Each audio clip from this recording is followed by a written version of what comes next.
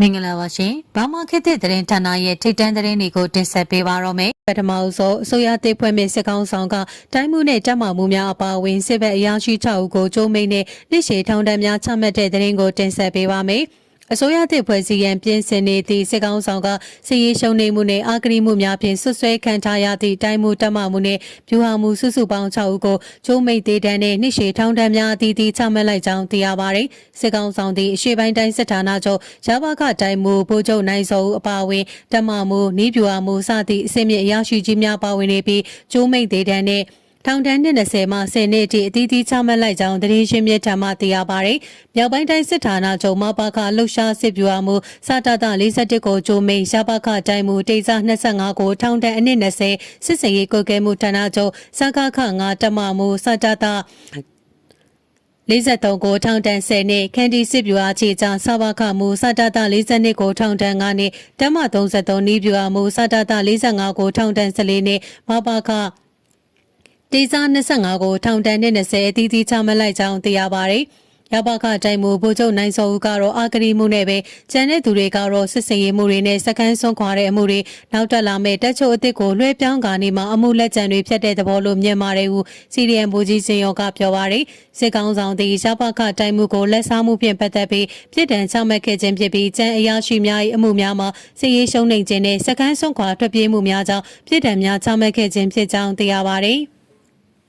စစ်ကောင်ဆောင်သည်၎င်းတို့၏အထူးရောင်ရွှေကောက်ပွဲပြီးနောက်အစိုးရတရက်ကိုစိတ်တိုင်းကြဖန်တီးမည်ဖြစ်သည့်အတွက်အာဏာသိမ်းလက်ထက်ဖြစ်ပေါ်ခဲ့တဲ့အမှုခင်းများမှာစစ်ဘက်ဆိုင်ရာအရာရှိများကိုပြည်ထံချမှတ်မှုများလှုံ့ဆော်လာခြင်းဖြစ်ပါတယ်။ထို့အပြင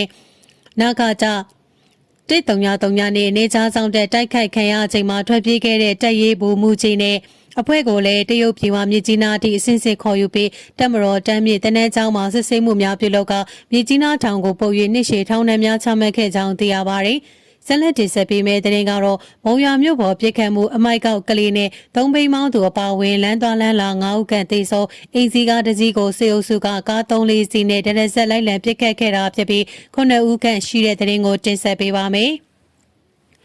စကိုင်းတိုင်းမုံရွာမြို့ပေါ်မှာမနေ့ကမနက်ပိုင်းအင်စီကားတစ်စီးကိုစေအုပ်စုကပက်ကင်ကား3စီးနဲ့နောက်ကနေတရက်ဆက်လိုက်လံပြစ်ခတ်တပ်ဖြတ်ရာလမ်းဘေးအမိုက်ကောက်နေတဲ့ကလေးငယ်နဲ့သုံးဘိန်းမောင်းသူအပါအဝင်လမ်းသွားလမ်းလာရက်သားပြည်သူ9ဦးထပ်မံသေဆုံးတယ်လို့ဒေသခံသတင်းရှင်မြစ်ကပြောပါတယ်။ဖေဖော်ဝါရီ3ရက်မနက်ပိုင်းကမုံရွာမြို့သားစီလန်ပညာရေးကောလိပ် TTC အနီးမှာအဖြူရောင်မတူအမျိုးအစားအင်စီကားတစ်စီးကိုစေအုပ်စုကပက်ကင်ကားတွေနဲ့နောက်ကလိုက်ကသားစီလန်ပညာရေးတက္ကသိုလ်အနီးကနေသားစီလန်မီးပွိုင်းထိလိုက်လံပစ်ခတ်ခဲ့တာလို့ဆိုပါတယ်။အဲ့ဒီပြစ်ခတ်မှုတွင်အိမ်စီးကားပေါ်ပါသူအလုံးသေဆုံးသလိုစေအုပ်စုကဒရက်ဆက်ရန်ကားပြစ်ခတ်တာကြောင့်လမ်းသွားလမ်းလာတွေလည်း9ယောက်ထပ်မံသေဆုံးကဒဏ်ရာရသူလည်း5ယောက်ရှိသလိုလမ်းသွားလမ်းလာကားဆိုင်ကယ်နဲ့3ဘိန်းအချို့လည်းကြီးထိမှန်ခဲ့တယ်လို့မြို့ကန်တွေကပြောပါတယ်။ PDF ကားက TTC ကျောင်းတွေကစစ်သားတွေကိုဝင်ပစ်တာလို့ပြောတယ်။အဲ့ဒီကားကိုလိုက်ပစ်ရင် TTC အမိုက်ပုံဘေးကအမိုက်ကောက်တဲ့ကလေးတယောက်ကပွဲချင်းပြီးသေးတယ်။3ဘိန်းသမားတယောက်ကခေါင်းကိုမှန်တာသူမိန်းမကဒဏ်ရာရသွားတာအခြား3-4ယောက်လောက်သေးတယ်လို့လည်းကြားတယ်။ကားပေါ်က PDF တွေလည်းတည်တယ်လို့ဖြစ်စဉ်ကိုသိရှိတဲ့မုံရွာမြို့ကမျိုးသမီးတို့ကပြောပါရယ်စေအုပ်စုဟာမုံရွာ TTC အနီးကနေသာစီလဲမီးပွိုင်နီတီလမ်းတစ်လျှောက်လုံးတရက်ဆက်ရန်ကားပစ်ခတ်ခဲ့တာဖြစ်တယ်လို့မြို့ကန်တွေကပြောပါရယ်စစ်သားတွေကကားဘိန်းတွေအရင်ပြစ်တာတလန်းလုံးပြစ်လိုက်သွားတာပဲတကယ်စစ်ကားတွေကလူကလမ်းပေးရက်ထားတဲ့ကားတွေလည်းအကုန်ထိတာအမှန်နေကွဲကုန်တာကျုပ်တို့လည်းဘေးကပ်နေရတာလို့မြို့ကန်ပြည်သူတို့ကလည်းပြောပါတယ်စေအုပ်စုကအဓိကပြစ်မှတ်ထားကလိုက်လံပြစ်ခတ်တဲ့အင်စီကားဟာပြည်တော်စုလမ်းနဲ့တာစီလန်းတောင်တာစီလန်းမီးပွိုင်နေမှာထိုးရက်သွားပြီးကားပေါ်ပါသူတွေလည်းတေဆုံးဖမ်းဆီးခံရတယ်လို့ဆိုပါတယ်စေအုပ်စုဟာသူတို့အဓိကထားပြစ်မှတ်ထားပစ်ခတ်ခဲ့တဲ့အဖြူရောင်အိမ်စီကားကိုဂရိတ်နဲ့တဲကဆယ်မြောင်းယုံနဲ့ယူဆောင်သွားတယ်လို့လမ်းသွားလာရင်ကြီးတိမှန်သေးဆုံးတဲ့သုံးဘိန်းမောင်းသူရဲ့သုံးဘိန်းကိုလည်းဂရိတ်နဲ့လာယူသွားတယ်လို့မြို့ကန်တွေကပြောပါတယ်။အဲ့ဒီပြစ်ခတ်တပ်ဖြတ်မှုနဲ့ပတ်သက်ပြီးစေအုပ်စုဘက်ကတစုံတရာသတင်းထုတ်ပြန်တာမရှိပါဘူး။2023အောက်တိုဘာလကလည်းအဲ့ဒီမုံရွာ TTC ကျောင်းနေတာစီလမ်းပေါ်သွားလာနေသူတွေကို TTC ကျောင်းဝင်ပေါက်မှာဂိတ်ဖွင့်ငွေညစ်နေတဲ့စေအုပ်စုကပြစ်ခတ်တပ်ဖြတ်လို့မုံရွာမြို့အောင်ချမ်းသာရက်ကွက် မှာနေထိုင်နေအသက်20ကျော်ရွယ်ဇနီးမောင်နဲ့တည်ဆုံခဲ့ပါတယ်။စေအုပ်စုဟာမုံရွာမြို့နဲ့ဂိတ်တွေဖွင့်ကလမ်းသွားလမ်းလာတွေကိုတားဆီးစစ်ဆေးတာလက်နက်ပြမိုက်ကြီးခွဲတာစိတ်ထင်တိုင်းဖြစ်ခဲ့တပ်ဖြတ်တာတွေကျူးလွန်တာဖြစ်ပါတယ်။ဘာခဒူတိုင်းမှုနဲ့တက်မ69တက်မမှုအဖမ်းခံရတဲ့တဲ့ရင်ကိုတင်ဆက်ပေးပါမယ်။စစ်ကော်မရှင်အလဲပိုင်းတိုင်းစစ်ဌာနချုပ်ဒုတိယတိုင်းမှုနဲ့တက်မ69တက်မမှုတို့2ဦးဖမ်းဆီးခံရကြောင်းတက်တွင်တဲ့ရင်းမြစ်တစ်ခုရသိရပါတယ်။မန္တလေးမြို့အခြေဆိုင်လဘခတိုင်းဒုတိယတိုင်းမှုဘုံမှုချုပ်လင်းနိုင်စိုးနဲ့မိထီလာမြို့အခြေဆိုင်တက်မ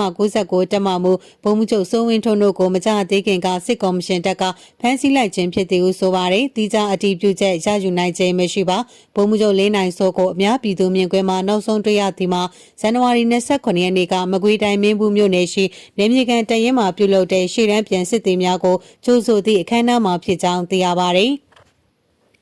ဆက်လက်တင်ဆက်ပေးမယ့်တဲ့ရင်ကတော့စစ်ရေးတာအဆုံးဖြတ်ဆိုတဲ့တဲ့ရင်ကိုတင်ဆက်ပေးပါမယ်။ရေကောက်ပြီးအာနာဆွန်တော်လိုတရုတ်ကပြောထားတော့တန်းရွှေလိုကာလနောက်ဝင်ရအောင်ကလည်းသူလှုပ်ထားတဲ့အရာတွေကတက်တွင်းပြင်ဘယ်သူမှမကျေနဲ့ခွင့်မလို့မဲ့ပြစ်မှုတွေကြီးပါပဲအဲ့ဒီတော့ကကြုတ်နေရလဲမစွန်ရဲ့တမရလဲလုံးမရအာနာလက်လွတ်ခဲ့ရင်ကိုရီထက်အချင်းချင်းပြန်ချောင်းဆောင်နေတဲ့ကောင်တွေကတပုံကြီးဆိုတော့အခုမန္တလေးမှာသူ့ကိုအရှက်ရအောင်အကြောက်တရားပေးနိုင်အောင်လုပ်တဲ့ကောင်တွေဆိုပြီးအညိုးနဲ့တိုင်းမှုတမမှုများပါဝင်စစ်ဘက်အရာရှိ6ဦးကိုကြိုးမိန်နဲ့နှစ်ရှည်ထောင်ဒဏ်တွေချမှတ်ပြပါတယ်စစ်တပ်ကကြံတဲ့သူတွေရွေးကောက်အမိကန်အစိုးရကိုထိန်းချုပ်ပြီးအာနာကိုတသက်တာအရာယူထားပြီးဆွေစဉ်မျိုးဆက်အထိပါတစ်ချိန်လက်ဆင့်ကမ်းပြီးအာနာကိုအရယူဖို့ပြောင်းလဲလှုပ်ဆောင်လာမယ်ဆိုတာကိုလည်းမြင်နေရပါတယ်။ဒါကြောင့်မဟာလာသူ့အတွက်ပြည်ထောင်စုတိုင်ပင်ခံကောင်စီနေရာကိုဖန်တီးလိုက်ပြီးစစ်တပ်ရောသမရကိုရောပါထိန်းချုပ်မိအာနာလုံးစုံထိန်းချုပ်ရေးအရယူထားတဲ့ပုံစံနဲ့တရုတ်ပါနားလေပါရိုက်လွတ်ပြလိုက်တာဖြစ်ပါတယ်။ဒီယာရုဟာသူအချိန်မရွေးအာနာသိမ့်ပြီးချဲလဲအုပ်ချုပ်ဖို့နဲ့တိုင်းပြည်အစိုးရစစ်တပ်ရဲ့အာဏာဟာသူ့လက်ထဲမှာပဲတသက်တာထာဝရရှိတယ်ဆိုတာပုံဖော်လုပ်ပြသလိုအဆုံးထိမထူးဆက်ခင်မယူရဲဖို့အထိလုပ်နေတာဖြစ်ပါတယ်။